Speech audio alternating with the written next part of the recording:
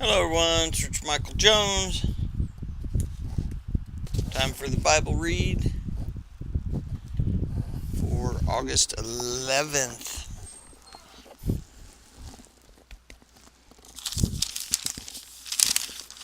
We'll be in Nehemiah. Oh, another new book. Yay. These are the memoirs of Nehemiah, son of Hakali.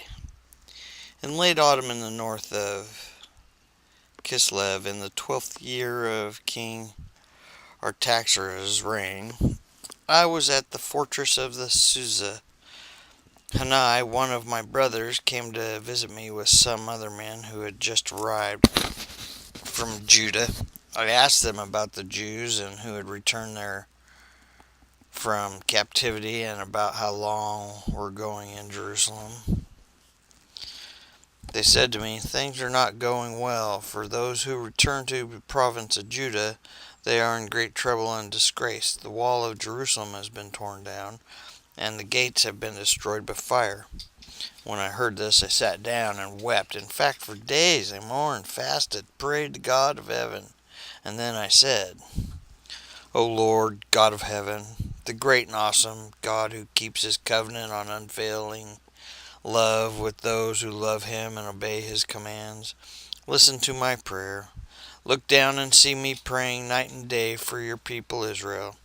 I confess that we have sinned against you, yes, even my own family and I have sinned. We have sinned terribly by not obeying the commands, decrees, and regulations that you gave us through your servant Moses. Please remember that what you told your servant Moses, if you are unfaithful to me, I will scatter you among the nations, but if you return to me and obey my commands and live by them, then, even if you are exiled to the ends of the earth, I will bring you back to the place I have chosen for my name to be honored. The people you rescued by your great power and strong hand are your servants. O Lord, please hear my prayer. Listen to the prayer of those of us who delight in honoring you. Please grant me success today by making the king favorable to me. Put it into his heart to be kind to me. In those days I was king cupbearer, the king's cupbearer. Early in the following spring, the month of Nisan, during the 20th year of King Artaxerxes' reign, I was serving the king his wine. I had never before appeared sad in his presence, so the king asked me, "Why are you looking so sad? You don't look sick to me. You must be deeply troubled." When I was Then I was terrified, but I replied, "Long live the king! How can I not be sad? For the city where my ancestors are buried is in ruins, and the gates have been destroyed by fire." The king asked, "Well, how can I help you?" With a prayer to the God of heaven, I replied, if it pleases the king, and if you are pleased with me, your servant, send me to Judah to rebuild the city where my ancestors are buried." The king, with the queen sitting beside him, asked, "How long will you be gone? When will you return?" After I told him how long I would be gone, the king agreed to my request. I also said to the king, "If it please the king, let me have letters addressed to the governors of the province west of the Euphrates River, instructing them to let me travel safely through their territories on my way to Judah. And please give me a letter addressed to Asaph, the manager of the king's forest, instructing them to give me timber. I will need it to make beams for the gates to the temple fortress and for the city walls and for a house for myself." And the king granted these requests because the gracious hand of God was on me. And when I came to the governors of the province west of the Euphrates River, I delivered the king's letter to them. And the king, I should add, had sent along army officers and horsemen to protect me. But when Sanballat the Horonite and Tobiah the Ammonite officials heard of my arrival, they were very displeased that someone had come to help the people of Israel. So I arrived in Jerusalem 3 days later. I slipped out during the night, taking only a few others with me. I had not told anyone about the plans God had put in my heart for Jerusalem. We took no pack animals with us except the donkey I was riding. After dark, I went out through the valley gate, past the jackal's well, and over to the dung gate to inspect the broken walls and burned gates. And then I went to the fountain gate and to the king's pool. But my donkey couldn't get through the rubble, so I thought it was still dark. I went up the Kidron Valley instead, inspecting the wall before I turned back and entered again at the valley gate.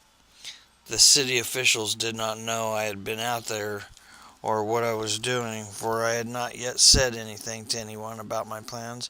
I had not yet spoken to the Jews' leader and priests, the nobles, the officials, or anyone else in the administration. But now I said to them, "You know very well what troubles we are in. Jerusalem lies in ruins, and its gates have been destroyed by fire. Let us rebuild the walls of Jerusalem and end this grace." And then I told them about how the gracious hand of God had been on me and about my conversations with the king. They replied at once, "Yes, let's rebuild the walls." So they began the good work. But when Sanballat, Tobiah, and Geshem the Arab heard of our plans, they scoffed contemptuously. "What are you doing? Are you rebelling against the king?" they asked. I replied, "The God of heaven will help us succeed. We, his servants, will start rebuilding this wall, but you have no share, legal right, or historic claim in Jerusalem." Then Eliashib, the high priest, and the other priests started to rebuild at the sheep gate. They dedicated it and set up its doors, building the wall as far as the Tower of the 100, which they dedicated, and the Tower of Hanil. People from the town of Jericho worked next to them, and beyond them was Zakur,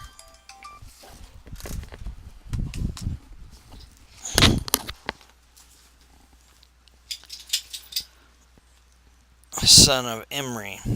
The fish gate was built by the sons of Hasna. They laid the beams, set up its doors, and installed the bolts and bars.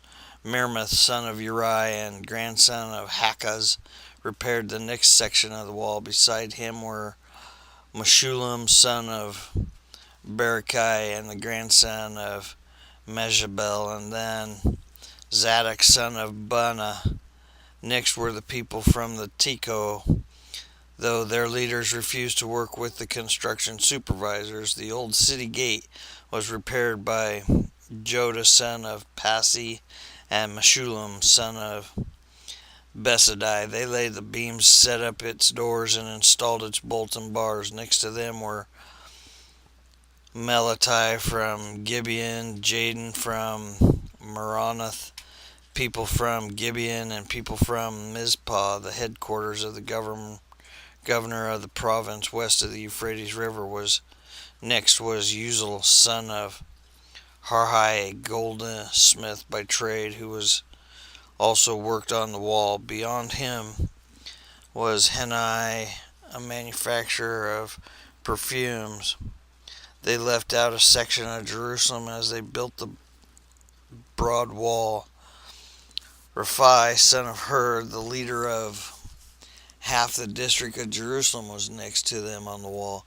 Next, Jedidiah, son of Haram, repaired the wall across from his own house, and next to him was Hattush, son of Hashbani. Then came Malchijah, son of Haram, and Hashub, son of Pahath Moab, who repaired another section of the wall, and the tower of the ovens. Shalom, son of Halohesh, and the daughters repaired the next section. He was the leader of the other half of the district of Jerusalem. The valley gate was repaired by the people of Jano, led by Hanan. They set up its doors, installed its bolts and bars. They also repaired the 1,500 feet of wall to the Dung Gate. The Dung Gate was repaired by Malchijah, son of Rechab, the leaders of the Beth Hakarim district. He rebuilt it, set up doors, and installed its bolts and bars. Nice. And then the second read is in 1 Corinthians 7. Thank God for Jesus. Now, regarding the questions you Corinthians asked in your letter. Yes, it is good to live a celibate life, but because there is so much sexual immorality, each man should have his own wife, and each woman should have her own husband. The husband should fulfill his wife's sexual needs, and the wife should fulfill her husband's sexual needs.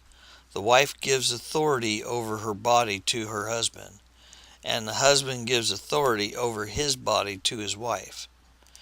Do not deprive each other of sexual relations unless you both agree to refrain from sexual intimacy for a limited time, so you can give yourselves more completely to prayer.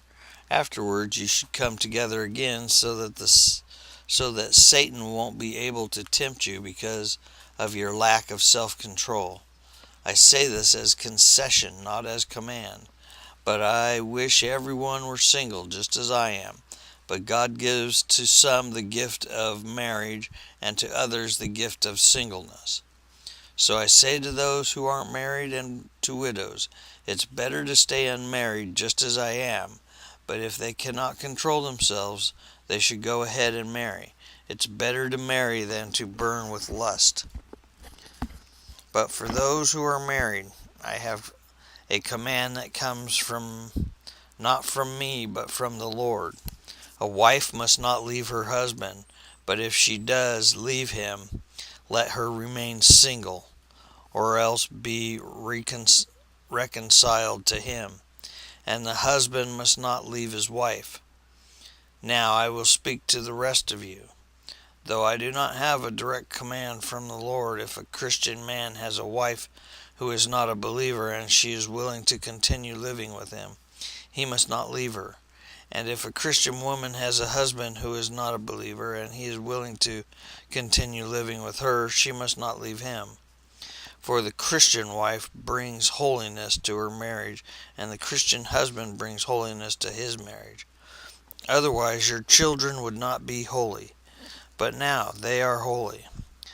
But if the husband or wife who isn't a believer insists on leaving, let them go. In such cases, the Christian husband or wife is no longer bound to the other, for God has called you to live in peace. And don't you wives realize that your husbands might be saved because of you? And don't you husbands realize that your wives might be saved because of you? Each of you should continue to live in whatever situation the Lord has placed you in and remain as you were when God first called you. This is my rule for all the churches. For instance, a man who was circumcised before he became a believer should not try to reverse it, and a man who was uncircumcised when he became a believer should not be circumcised now. For it makes no difference whether or not a man has been circumcised. The important thing is to keep God's commandments. Yes, each of you should remain as you were when God called you. Are you a slave? Don't let that worry you, but if you get a chance to be free, take it. And remember, if you were a slave when the Lord called you, you are now free in the Lord. And if you were free when the Lord called you, you are now a slave of Christ. God paid a high price for you, so don't be enslaved by the world. Each of you, dear brothers and sisters, should remain as you were when God first called you.